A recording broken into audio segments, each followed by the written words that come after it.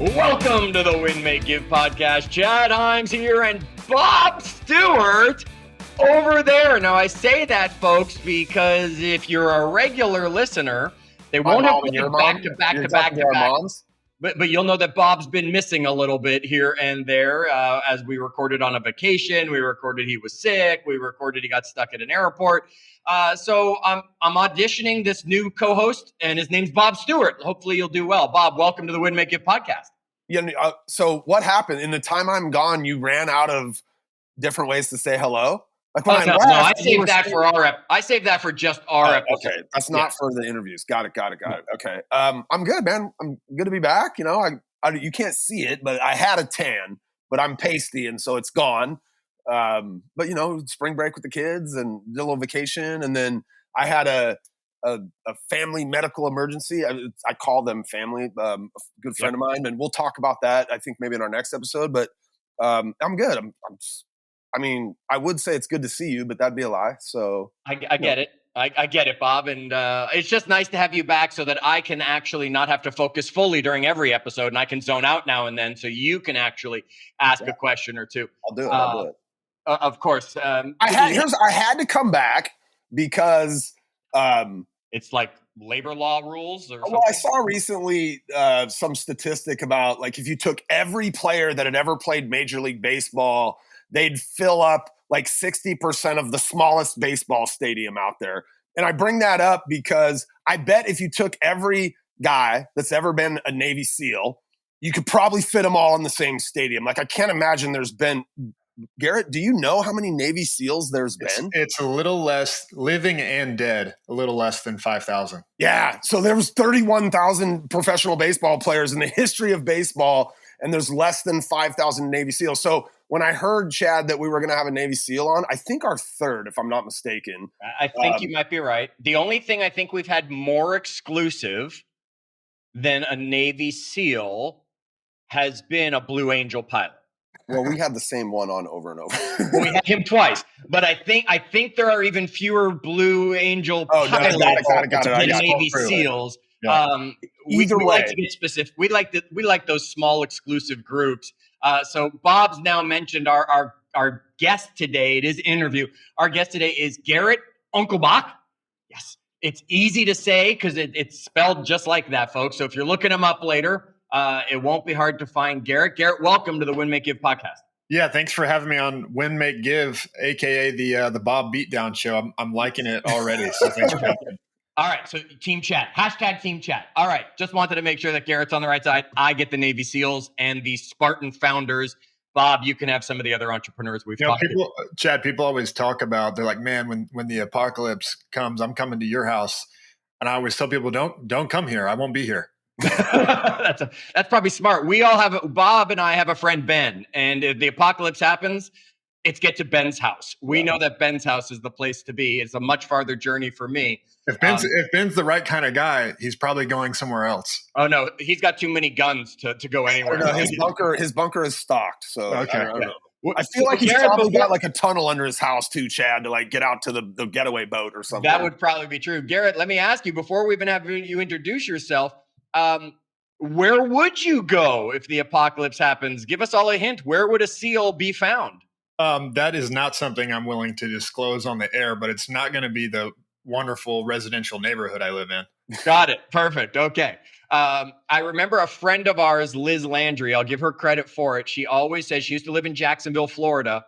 She said the stadium there, the football stadium, was the ideal place because two sides were on the water.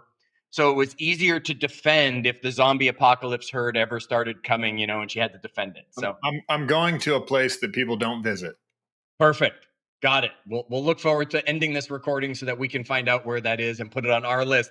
Folks, let's just get to this then. Garrett, welcome. And please let the audience know who you are. I'm not going to read your bio. We don't like to do that here. We like to find out authentically who people are.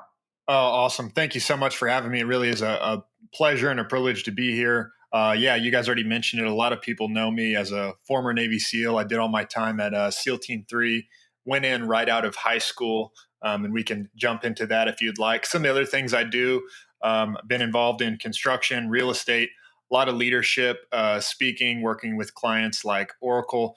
I'm also involved in a very large defense tech company that's in stealth right now, but we'll be making some large announcements this year. So I do a little bit of a lot of things, but I would say my favorite things are around the topics of teamwork, leadership, and then specifically with men, understanding their purpose, having a strong identity. So we got a million things we can talk about today. And Bob definitely needs the conversation on just being the man there. And you're also the host of your own podcast. Let's get that out there. The Impossible Life. So if anybody's listening to this episode and they're like, I want more from that guy. I will say, particularly if half of your enjoyment of this show is Chad and Bob giving each other a hard time, you would like The Impossible Life, because me and my co-host do the exact same thing. Perfect. We'll have to have all four of us on an episode together, and we'll just have teams. Okay.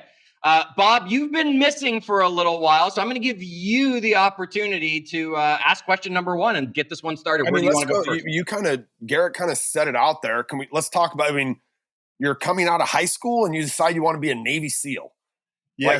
Give me the mindset of a 17-year-old kid who's thinking to themselves, I'm going to go be a Navy SEAL. To me, that's next level thinking for a 17-year-old. So I'll fast forward a little bit before I come back. Okay. Okay. I had been my first day on the grinder in SEAL training. And so I'll backpedal from here. Okay. My first day on the grinder in SEAL training, one of the instructors said to me, SEALs aren't made, they show up to be trained. And that was the last thing that I needed to hear to know that I was in the right place. Let's go back to my senior year in high school. I grew up in a great home. I have incredible parents. I have no problem telling people that I'm privileged. I think I have some of the greatest privilege you can have in life is two parents that love you and raise you right, and two parents that love each other. I'm also very different than a lot of my peers in that. Many of the men in the SEAL teams are different than that. At my graduation, most of the guys, if their dad was there, it was a firm look in the eye and maybe a handshake. And so very different than the relationship that I had with my parents. And so I say that to say I know so much of who I am because of having a great father who spoke a lot of that into me, which is part of the reason I could go through that program at a young age. And I'll tell some of that story really quickly. But coming out of high school, I knew I wanted to serve in the military, but I thought I wanted to be a pilot for a long time. And then I watched this. One of my heroes, this guy named Joseph Kittinger. Everyone remembers Felix Baumgartner back in 2009, Red Bull event, jumped out of a hot air balloon. That was a replication of what Joseph Kittinger did in 1962. Joseph Kittinger mentored Felix for that jumped from the same height over 200,000 feet. But this is back in 1962. It was a joint Air Force NASA event. And so 200,000 feet. You remember watching it, Bob? The guy landed on a net. I mean, he went up in this balloon that just kept inflating. I don't know what gas was actually in it, but it got bigger as he went higher, and then he jumped from it and fell right into a net. You can watch the Felix jump on YouTube. You can also search Joseph Kittinger's jump. A little bit different footage from 1962. But anyways, those are some of the things that have always spoken to me and inspired me, especially outer space. And so I was looking into that, and I was literally watching, this is old YouTube. I was watching Joseph Kittinger's video, and it recommended a video to me of Navy SEAL halo jumping. And it showed, a bunch of Navy SEALs jumping out of an aircraft at 30,000 feet, which cool story for me. I ended up becoming a jump master in the SEAL team. So not only get to do halo jumps, like that was a dream fulfilled for me, like leading the charge on those things. But I saw this video of them jumping out of airplanes at 30,000 feet. I was like, that is the coolest thing in the world. That's what I have to do. And the next video it recommended to me was a Discovery Channel documentary called Bud's Class 234. And the opening line, it's an incredible documentary, so fun to watch if you like military history stuff or you think SEALs are cool. Go watch this documentary. It's all on YouTube. It's about 4 hours long. It's 4 different 1-hour episodes. But the intro to that show, it starts with the toughest training in the military, right? This is the world's toughest military training. That's like what it says in the intro. And I heard that and I was like, this is what I have to do. And why? I grew up hearing a lot of people say like, oh, you're crazy, you're this. And I never felt like I was crazy. I just felt like I was a little bit different. And one of my best friends, a guy that I grew up with from the time I was a little boy, he described me to my podcast co-host, someone who I've gotten really close to in the last few years. But the way that he described me is he said, Garrett knew before anyone else did. And what he's referring to is there were things I knew about myself that other people didn't know or couldn't recognize. And I think every person is asking himself really the same question of, am I who I think that I am? We all think something about ourselves. You think you're a certain way, you think you're funny, you think you're smart, you think you're whatever. But the question you're asking yourself is, am I really that?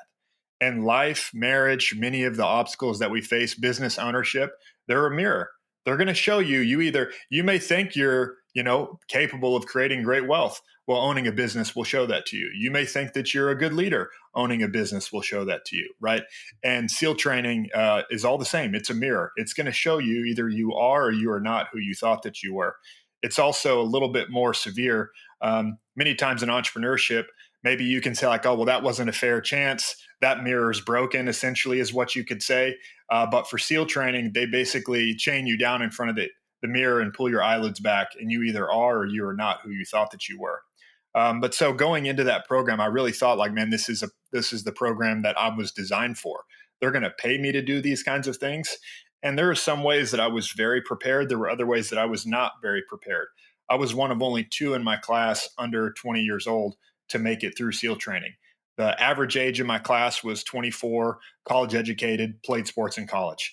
And so I always tell people I thought I was a good athlete until I met one. And I met plenty in the Navy, right? Like, I was a good athlete. Totally. That means you're not a good athlete, right? If you're if you're a stellar athlete in high school, that means you're a good athlete, right? So I was a good athlete in high school. That's all you need to know. So getting into SEAL training, I realized there's a lot of things that I wasn't. But what I also found was that mindset played a way greater piece of becoming a Navy SEAL than an athlete.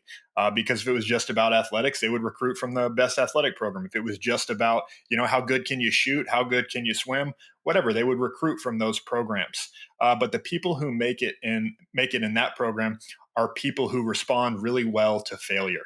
And I think this lines up a lot with entrepreneurship.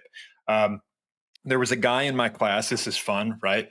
Just imagine this is your situation. There's a guy in my class. His dad was a Master Chief Navy SEAL, so his dad's a big deal. And he had been to BUD/S before. He quit when he was my age at 19, comes back at 24, a lot more prepared. He's the number 1 athlete in the class. They peer rank all of us. Like every single thing that you do, they just show you a number. Like, here's where you are. And I was in the bottom third of my class. So I've got this guy in my class. He's the number 1 athlete in the class. His dad's a Master Chief Navy SEAL, and I'm his roommate. And every day, right, there's a lot of stuff that you do before you actually get to day 1 of SEAL training. There's months of stuff. And he's my roommate in this period before SEAL training. And every day he would tell me, Unclebach, you have no chance here. Would say it to me over and over again. And you know what? From his perspective, he was right. The facts were I was in the bottom third of the class. The facts were I was 19 years old. The facts were that he was a better athlete. The facts were his dad's a Master Chief Navy SEAL. A lot of facts, right? But here's what's more important than the facts. This was a part of my story. Great understanding for entrepreneurs. What's so much more important than the facts is the story that you tell. Right? Story is not misconstruing the facts, but a story is about the order and priority that you give to facts. Which facts, what does that fact mean? And which fact is more important? Hang on, take a breath for a sec, because I got to let our audience know what's going on here. We can see each other. You all know that. We see each other while we're recording this. Garrett's telling this story, and Bob is getting closer and closer to the screen. He's like a kid just watching this story unfold. And it's just, okay, Garrett, you're going to make this. We know it. You've ruined the ending of the story for us, but take us on the journey. Yeah, so the story, right? Story is about the facts, and a story is facts and the order and priority that you give to them. I gave a greater priority to some other facts. My roommate, the facts that were most important to him were how fast he could run and who his father was, right? That, hey, I'm a legacy student. I belong here. Right? It's just like in a football game, you could catch 5 out of 10 passes. That's a fact. But the story is you could tell a story of a winning game or you could tell a story of a losing game. And entrepreneurs have to be great storytellers, right? I'm not talking about misleading, but I am saying that you have to see the story of, hey, where's this going? And for me, I could connect from, man, here's where I grew up. Here's what I know about myself. And I gave a greater priority to the facts of who I had been since I was a little boy. I gave a greater priority to the facts of who my father had told me that I was, what had been spoken into me. Those were more significant facts to me than the fact that, I could only run a 4 mile in 31 minutes and some of these other guys could run a 4 mile in 25 minutes. I really thought that's probably not what being a Navy SEAL was about. The way that they ranked us on paper, they sure made it seem that way. But it very much is about the order that you give to those facts and what you give meaning to. We have the ability to give meaning to things, right? Like I could give meaning to things in that story. I give meaning to things in my entrepreneur career of, hey, here's what this failure meant to me. Here's what this success meant to me. And so if you're not writing your story as an entrepreneur, you're going to get a story written to you, and it's probably going to be very similar to what happens to you. You're going to get frustrated, you're going to get overwhelmed, and you're going to tell a losing story. Having a great story starts with you being a meaning maker and saying, these are the moments that are going to define me. So I could go long on that, but can we go, man, I got like 7 different directions I want to go right now. Can we go back? So anybody listens to this, I joke that it's my mom and Chad's mom are our reliable listeners, but knows I have three boys. One's 17. He's senior in high school. He's headed off to college. I have a 7 and a 9-year-old. Can you go back? Say it again. How did he describe you? Your friend you grew up with? My friend, he said Garrett knew before anyone else did. Garrett knew before anyone else knew. Can you? Yep. I'm going to guess, and you can say, no, I'm going a totally different. I'm going to guess a lot of that had to do with your dad and the way that he was. It did. And I'll tell you, like I get right to the meat of it. It comes down to your beliefs. Okay. And I have a definition of beliefs that I teach people. Beliefs are the things that you know are true, but cannot prove. And I mean prove in a scientific standpoint, right? What does that mean? Verifiable, demonstratable, repeatable. What science tells us is proof. There's a big difference between evidence and proof. And again, this is similar to the story theme that we were talking about. You've got to know what you believe, okay? Let me give you 2 examples of beliefs that my father told me. And this is, Chad, you have kids as well? I have a daughter, yes. She's young 20s.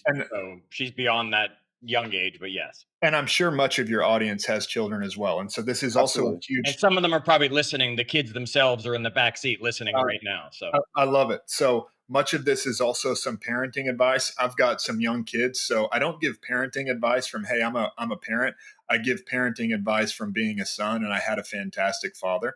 My dad said some of the same things over and over and over again. And here's 2 things that he said to me all the time. And this, I can tell you, this is what carried me through the world's toughest military training.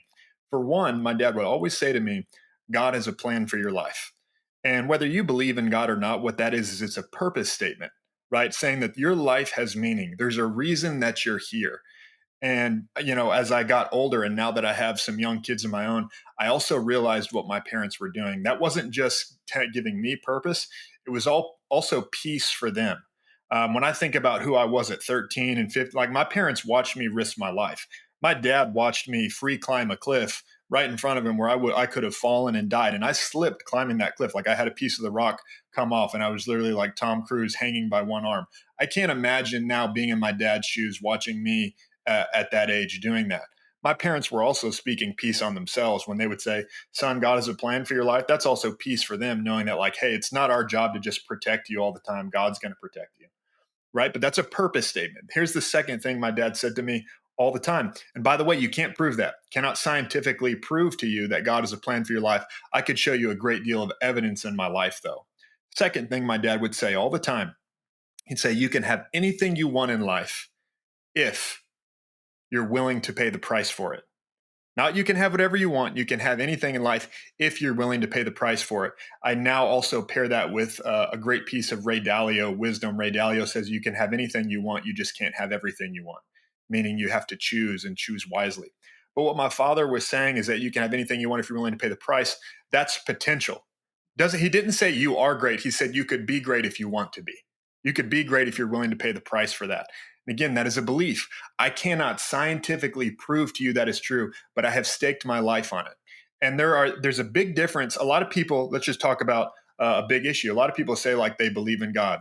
It's not worth anything, right? It's really what are you willing to bet on? I like to take this, what can be a religious conversation, and make it a very business conversation with entrepreneurs. You may believe in your business. Great. How much of your money are you willing to put on it? Will you sign your house for it? It's one thing to say you believe in something, but how big of a bet are you willing to make? And the value of your beliefs is equal to how big of a bet you're willing to place on it. I believed very deeply in what my father said to me, that God had a plan for my life and I could have anything I wanted if I was willing to pay the price for it. And I made a really big bet, and I enrolled in the most difficult training in the world. Okay, I got to go to the training. Right, I know Bob's got a list over there. I got to go to the training itself. We all have our image of SEALs boot camp, right? We've all seen the movies, whatever, all the however real or not real it is. How many times did you consider ringing the bell? Did you ever consider? How close did you come to ringing that bell? I would tell, and I think most SEALs would say this to you, and maybe you asked this to your previous guests and got a different answer, but most SEALs would tell you they never actually considered it. There's a big difference between imagining something and considering it. There were times that I wished it would be over. There were times that I imagined what being warm felt like, but I never considered walking to the bell.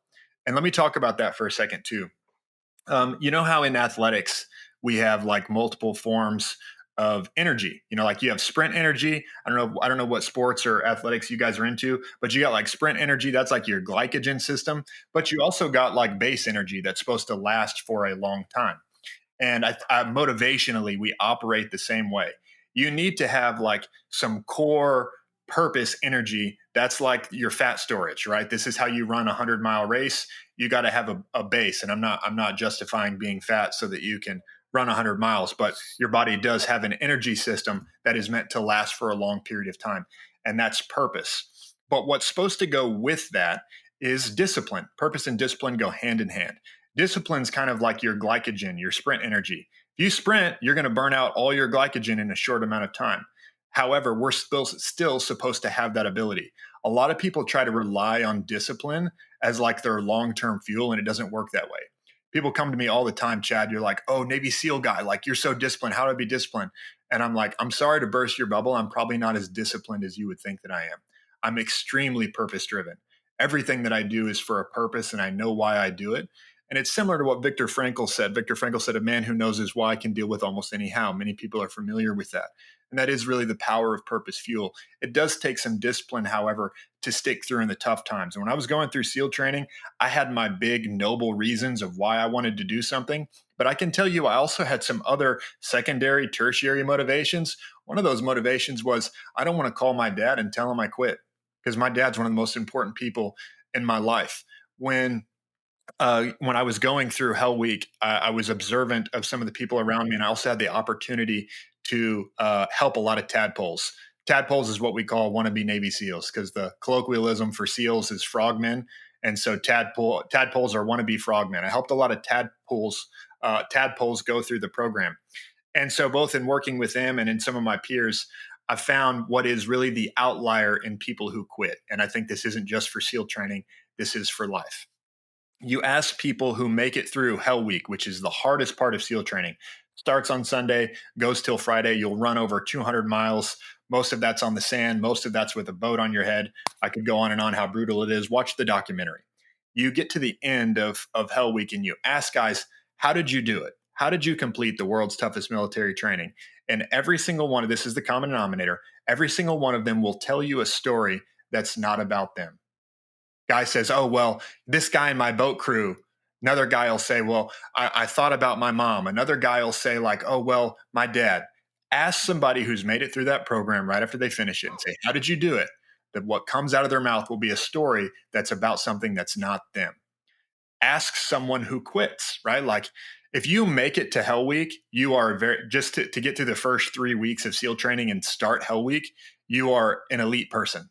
A lot of the people who quit in Hell Week, they don't quit because they're incapable. They quit mentally. Like they just couldn't, they didn't have the resiliency to get through the program, but they had all of the physical measures. And you ask somebody who quits Hell Week, why did you quit?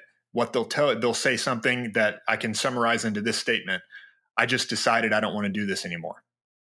It's about them, and the cost benefit or the purpose equation for them was broken at a point where they couldn't see the value of doing this long term. The way that you make it through these incredibly painful seasons, right? I've been through a lot of entrepreneurship, And I've had those seasons where it's like, man, like quitting sounds like a really good idea right now. I hate this and I'm miserable. But what you've got to do is, and the pain of a moment only lasts for a moment, but the value of purpose usually carries out throughout your whole lifetime. But it's kind of like breadcrumbs throughout your whole life. But if you'll take the value of that purpose, like breadcrumbs every day for the rest of your life, and you compress it all the way back into one day, the value of those breadcrumbs way outweighs the pain in that moment. But the problem is people can't see the purpose throughout their whole life. They choose the now situation instead of the lifetime situation. But the value is so much greater on the purpose side. So it's about having that connection. And that applies everywhere: business, relationship, financial decisions. We're all grabbing the now, is what you're basically telling us, instead of the breadcrumbs, let them add up, because over time, the success shows up. And I'll say this on purpose and entrepreneurship and choosing the right path as well, because I think it's a question so many people struggle with. Like, man, am I on the right path? Am I going in the right direction? And what I say to people is that um, most of us won't die for what we believe in. You guys can't see online, but Chad and Bob, you guys can see. This is one of my friends, Charlie Keating, died May 3rd, 2016, gave his life for this country with a smile on his face. And he did not have a smile on his face because his family was going to receive a $400,000 death benefit when he died. That's what you get in the military. That's what they do for you. That's not why he was smiling. He was smiling because this was something that he valued as giving his life for. Like, it had meaning to do it. And for most of us, we're going to give our life for something, just not all at once. We're going to give it for something over the rest of our life. And you should not be willing to give the rest of your life to something that you wouldn't be willing to die in a moment for. Most people will spend their lives on things that are not worth giving their life for. When you can do that, when it's something that you feel like it'd be worth giving your life for, it's also something that you're not afraid of failure on. The reason a lot of people quit is because they're only interested in success. And as soon as success seems unlikely, they will walk away. But if it is a great cause, you'll say, man, there's only a 1% likelihood of success. But if I die on the other 99%, it was a worthwhile measure. And if you will choose a path that you can feel that way about, you will go way further than if you only choose the little success milestones along the way. Man, I'm so Yeah. Garrett, we're in the like our kind of primary field is the real estate industry, and Chad and I work with a lot of real estate brokers and agents and teams, and Oh yeah, and it's you've fascinating. seen that field come and go the last few years. So many, right? Like, and it's I've asked thousands of people, right, over the last 20 years, like, why did you get into real estate?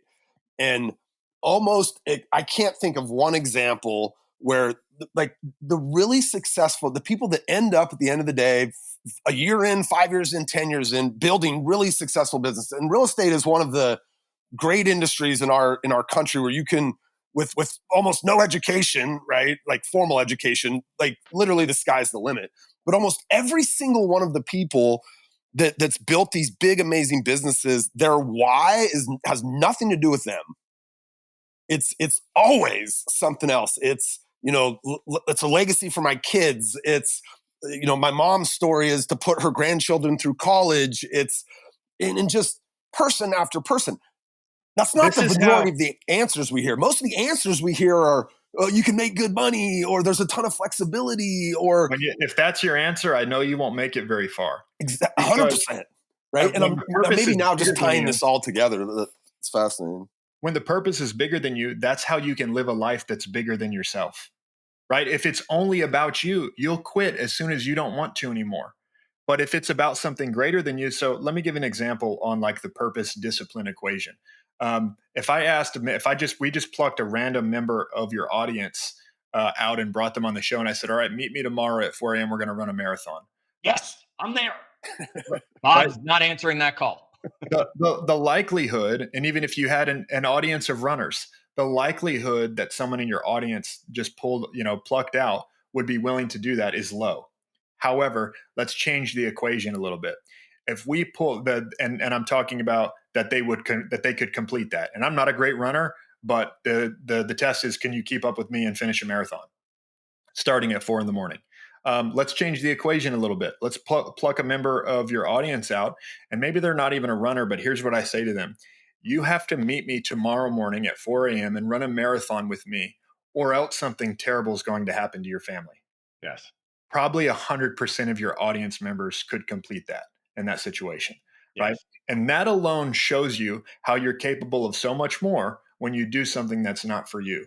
And so people have got to get aligned to a purpose that's not about them. Are you familiar with, I'm sure you guys are, Maslow's hierarchy of needs? Hierarchy of needs. Right? Yes. A lot of people talk about this. If you actually, about the basic part of this, but there's a little piece of Maslow's hierarchy that a lot of people skip. If you read Abraham's papers, he talks about this, but a lot of people skip this in just the illustration. All the levels at the bottom, your general survival needs, right? Zig Ziglar said, money's not the most important thing in the world, but it's second only to oxygen.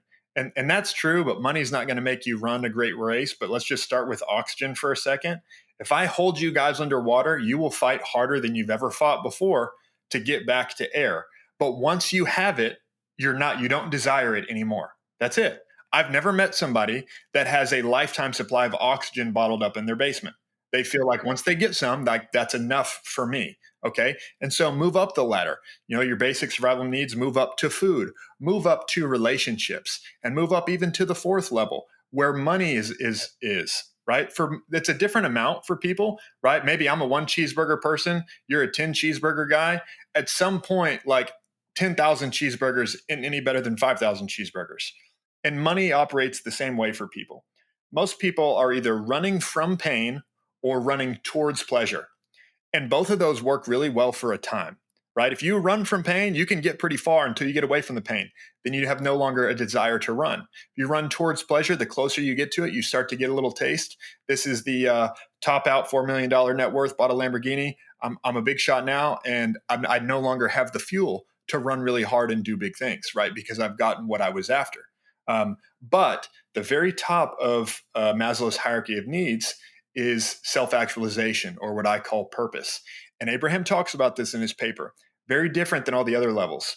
The first 4 levels, the more you get of them, the less you desire of them. The more air you have, the less you want it. The more food you eat, the less appetite you have. But when it comes to self-actualization, when it comes to purpose, he says that the more you get of it, the more you desire it. And if you've ever seen somebody in your life, they're like, man, that guy just keeps going. And it's like his life is accelerating. You're watching someone who is caught on to purpose. And the more you get of it, the more you desire of it. The more you run, the faster you will run. We have a front row seat to our friend Ben, who's doing just that. The more he gets, the higher he goes. All right. I want to go back to something you said a while ago. And you asked the question, and I saw it. Look, Bob's usually our note taker. He usually sits there and he'll scribble things. And me, I do not, right? I do not take notes. I wrote this one down. And I saw Bob was writing it. So I want to go back to it for us, Garrett, as we get near the end, and it's kind of our conversation piece. You asked the question, am I who I think I am? Mm-hmm. And I think I wrote it correct, right? Am I who I think I am? How do we know? How do we live up to that? How do we figure out who we want to be so we can ask ourselves, am I who I think I am? And truly have the mindset, the purpose, all the pieces that are needed to become that person. What would Yeah. you say to someone asking about that question in more detail? Great question. Let me give you the short answer because it's a long conversation. You're asking an identity question. Most people are in some form of an identity crisis or identity delusion. But here's the 3 pieces that make up your identity. It's 3 things. Number 1 is vision. It's the big dream. It's related to purpose, but it's really more of an illustration or manifestation of your purpose, the big picture. That's the first thing. What are you really about? And if it's about you, that's a bad foundation for your identity. Number 2 is values. A lot of people talk about values. I'm not talking about how Enron said one of their core values is integrity. I think everyone should have integrity. Don't make it one of your business core values. That's my personal opinion. Values are kind of like to me, they're kind of like novelty items. The way that I define values is it's what you value that adds value. One of my personal values is excellence. Now, that is not a moral issue. It's not a sin issue. It's not a heaven or hell issue. But excellence is about doing things in their greatest form. Discipline leads into excellence. It's doing something special. And if you study dying industries, the company who is last in a dying industry was the most excellent one there. It's a great example of this in Japan. Everyone has converted to making soy sauce in an industrial way. But the one company that still makes soy sauce in barrels by hand has been doing it for like 800 years. And it's a generational legacy, and they do it better than anybody else. Excellence is always in demand. It's something that matters to me, that I value. Everywhere I go, it's how I add value, right? So values is the second part of your identity. And to me, by the way, success is living your values. There's a lot of things I can't control in life.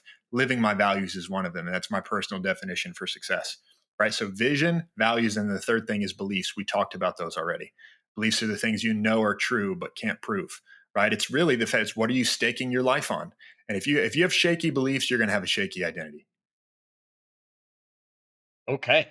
I'm going to go back and play that 3-minute clip again for myself when this one's over. I have a program that we sell on our podcast called Mindset Mastery. I focus on 12 different topics throughout the year. We talked about purpose a little bit. That's one of the topics that I focus on. Identity is one of those topics that I focus on. It's a program that people can jump in. It's kind of like our podcast 2.0. If I wanted more on that, where do I go? How do I get that stuff? Theimpossible.life. Okay. Theimpossible.life, folks. That's our website. Yep. You'll find that. Okay. And it's The Impossible Life. And if you're interested, you'll probably listen to our podcast first anyways, and you'll hear about it there as well. Garrett, Chad knows I'm the stalker on social media stalker. Congrats. I think you have a kid, your third child on the way. Is that right? I got 2 little girls, and I got a third girl coming in June. Well, congratulations. Congratulations. That's fantastic. You post lots of different stuff on your Instagram, a lot of short clips and things. I came across one, and Chad knows that I use these as therapy sessions. Can you talk about anxiety for a second? Like, I can't imagine a job that potentially presents more anxiety than being a Navy SEAL out in the field. Working with you is kind of stressful, Bob. Anyways, can you just talk about anxiety, like dealing with it? I don't need to talk about. We could talk literally all day, and this is what my sister's a doctor, and she's a great counselor. She does what I think is the right form of therapy.